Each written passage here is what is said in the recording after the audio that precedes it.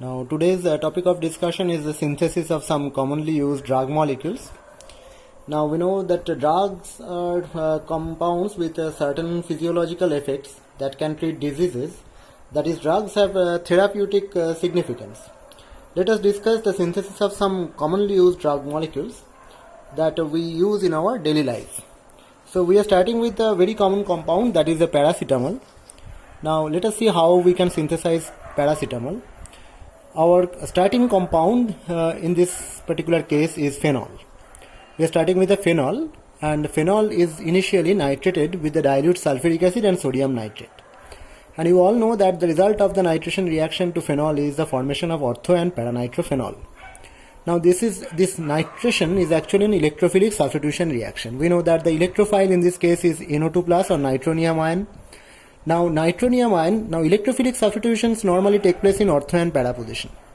Especially OH group is an ortho-para activating group, because oxygen carrying a lone pair or two lone pairs are there, and if you consider the way this particular electrons can travel over the ring, then the electron density will be highest in ortho position and then in para position, and there will be no electron density in meta position. Therefore, we have a huge electron density in ortho and para position. So substitutions are taking place either in ortho position or in para position. Now these two are the nitrophenol compounds, but the difference is the first one is the orthonitrophenol and the second one is the paranitrophenol. Now the difference between these two is the position of the nitro group, and this position has made this compound completely different in the sense that the first compound is involved in intramolecular hydrogen bonding, whereas the second compound can be involved in intermolecular hydrogen bonding with another paranitrophenol compound. Therefore, the hydrogen bonding is different in the type of the hydrogen bonding is different in these two different compounds. Therefore, as paranitrophenol is involved in intermolecular hydrogen bonding, its boiling point is higher than that of orthonitrophenol. The boiling point of paranitrophenol is nearly 279 degrees Celsius. As their boiling points are different, so you can separate them with the help of a particular process which is called fractional distillation. So fractional distillation is a process by which we can separate these two compounds from one another. So with the help of fractional distillation, we can separate these two, and after separation, we are taking only this compound, not this compound. So in step 2, we are starting with the paranitrophenol. Now this paranitrophenol is reduced with the help of sodium borohydride, which is a very strong reducing agent that can actually reduce NO2 group to NH2 group. Now once this compound is produced, that is para-aminophenol, this para-aminophenol is now treated with this compound. Now this one is actually called acetic anhydride. You probably know that how acetic anhydride is produced. Acetic anhydride can be formed from two acetic acid molecules. Once one water molecule is removed from two acetic acid molecules, you can get one acetic anhydride. So this particular para-aminophenol is now treated with this acetic anhydride, and you can see what is the result of the reaction. The result of the reaction is the elimination of acetic acid from NH2 and acetic anhydride, and the rest of the compound is getting attached with this particular nitrogen, and we are getting this adduct. Okay, so this particular compound which is formed is called paracetamol. So this is how we can synthesize paracetamol. We are starting with a very common compound, that is phenol, which is initially nitrated with the dilute sulfuric acid and sodium nitrate, producing ortho and paranitrophenol, and we are separating them with the help of fractional distillation. After fractional distillation, we are considering only paranitrophenol, which is treated with sodium borohydride as a reducing agent that can reduce NO2 group to NH2. So we are getting para-aminophenol, and this para-aminophenol is now treated with acetic anhydride, which is leading to the formation of our target compound paracetamol. Now we all know that paracetamol is a very commonly used drug which has adverse or different types of medicinal utility. That is like a fever from common cold, and many other reasons for fever can be controlled with the help of paracetamol. It is a very common compound or a medicine as a painkiller, and it can be used as a muscle pain reliever. So there are huge number of cases where the paracetamols are used. Okay. Now our second compound is aspirin. What is aspirin and how we can synthesize aspirin? Now aspirin is actually synthesized with the help of this particular reaction. Here the starting compound is salicylic acid or orthohydroxybenzoic acid. This is the benzoic acid part, and here we have the substitution OH in ortho position, so it's orthohydroxybenzoic acid, or commonly called salicylic acid, which is treated with, we have already seen the name of this compound, that is acetic anhydride. Now as a result of this reaction, we are getting this acetic acid molecule removed from these two reactions or these two compounds. So acetic acid molecule is removed, and the rest of the two parts are combined with one another to produce this particular compound, that is called acetyl salicylic acid or acetoxybenzoic acid. Both are actually same. So this particular compound is called aspirin. Okay, so aspirin, the synthesis of aspirin is very simple compared to that of the previous one, that is paracetamol. So we are starting with the salicylic acid treated with acetic anhydride, and the adduct formed after removal of acetic acid is called acetyl salicylic acid or acetoxybenzoic acid, or commonly called aspirin. Now aspirin is also a very commonly used drug, and the medicinal utility is like this. It can be used as a pain reliever. We normally use it to get relief from the headache. It's a very good anti-inflammatory drug. So there are different medicinal utilities there. So this is how we can synthesize paracetamol and aspirin.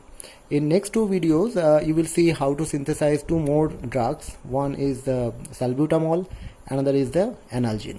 Thank you.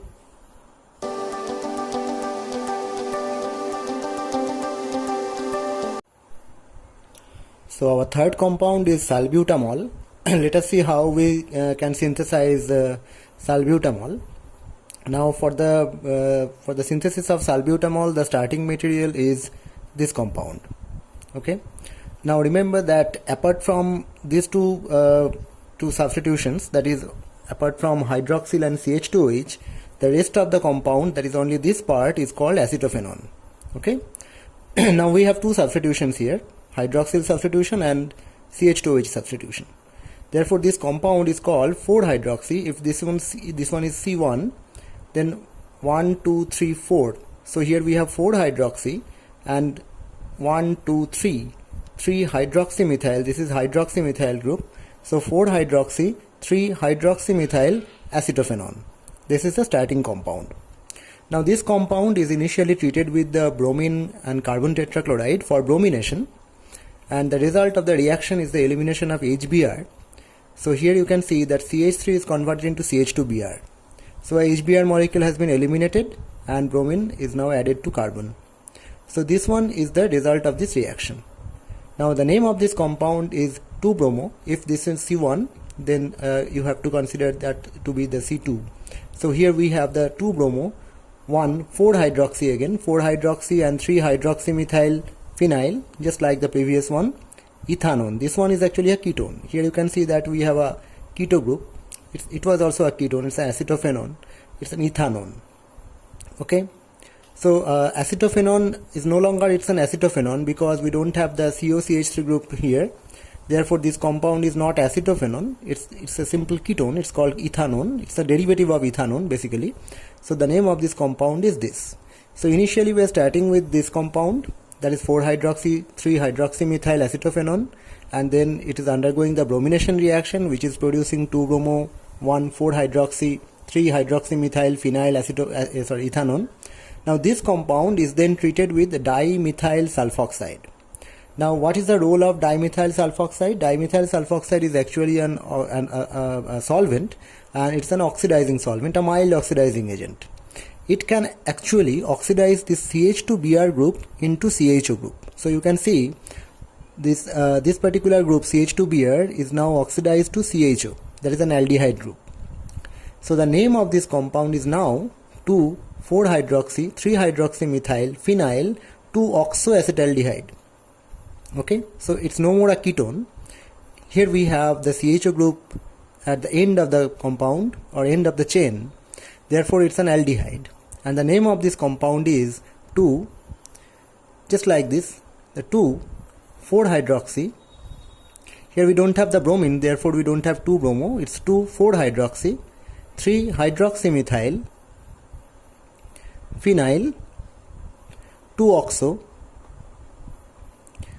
acetaldehyde. So it's 1, 2. Here we have an oxo group. So 2-oxo, 4-hydroxymethyl, hydroxy 3-hydroxymethyl phenyl 2-oxo acetaldehyde. This is the name of the compound. Now this compound should be treated with this particular compound, that is tertiary butylamine in presence of methyl alcohol solvent, and the result of this reaction is the formation of an imine. Now this is called imine formation. So you can see what is the result of this reaction, that this particular compound is treated with this compound, and the result of this reaction is this. So here we have a multiple bond between the carbon and nitrogen. So here actually we have CHO, and here we are getting an elimination, and the result of the reaction is this. So we have a multiple bond between the carbon and nitrogen. So in between this carbon and this nitrogen we have a double bond. So this is actually called an imine product.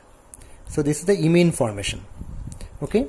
Now once this imine compound is formed, it should be hydrogenated with hydrogen nickel, and the result of the reaction you can see is actually, you can see how this CO group is converted into CHOH because of the hydrogenation, and not only that, this multiple bond is converted into the saturated compound, that is, in place of CH we have CH2, and in place of CN we have CNH. Okay, so this double bond is converted into single bond, and this CO group is converted into the CHOH. Therefore this compound, what is produced, is called salbutamol. So salbutamol is our target compound. Now again I repeat how we synthesize this compound. We are starting from this particular derivative of acetophenone, that is 4-hydroxy 3-hydroxymethyl acetophenone, and which is undergoing the bromination reaction with the bromine carbon tetrachloride solvent, and elimination of HBr molecule leads to the formation of this particular compound, that is 2-bromo 4-hydroxy 3-hydroxymethyl phenyl ethanone. Then it is oxidized with dimethyl sulfoxide, which is converting the CH2Br group into CHO group, that is called 2,4-hydroxy 3-hydroxymethyl phenyl 2-oxoacetaldehyde. Therefore it's no more a ketone, it's an aldehyde. Now this particular compound, when treated with the tertiary butylamine in methyl alcohol solvent, an imine formation takes place. So here we have the imine compound, we have a multiple bond between carbon and nitrogen. This compound is now hydrogenated with hydrogen and nickel, which is producing CHOH and CH2NH. This particular compound is our target compound, that is called salbutamol. Now salbutamol is a very commonly used drug. It is specifically used to treat asthma and many other lung related problems, etc. So this is our second compound. This is our third compound.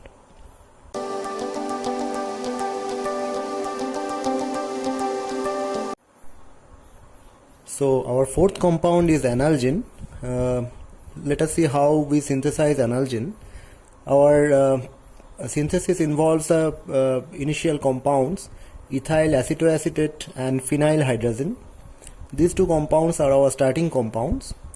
Now these two compounds will react with each other, and the result of the reaction is the elimination of water molecule.